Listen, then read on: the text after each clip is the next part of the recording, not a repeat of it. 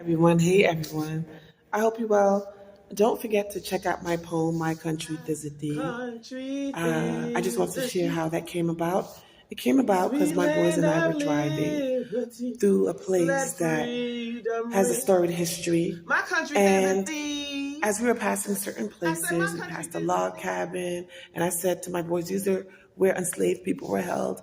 We passed a church, and there was a cemetery in front, and I said, these are where enslaved people went to church, and when they died, they were able to get buried in the church, that church cemetery. So it wasn't lost on me as to where we were, and it was one road in, one road out.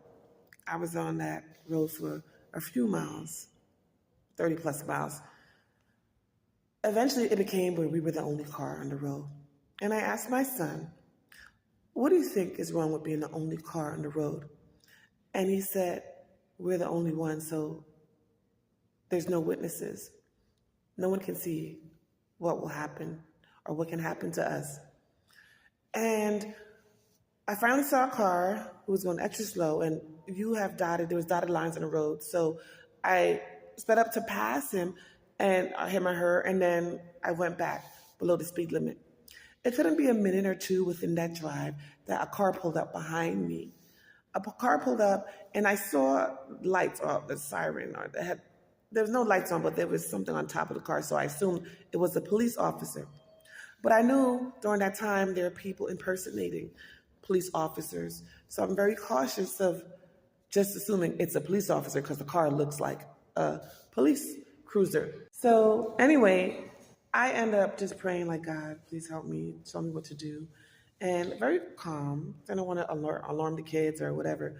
But the voice said, pull over, find a well-lit place. And I saw a Dollar General. I saw some bushes, or shrouded in bushes. And I said, I'm not going to go there. I'm not going to go there because there's no one there, And then I saw a gas station. I made a sharp right into the gas station.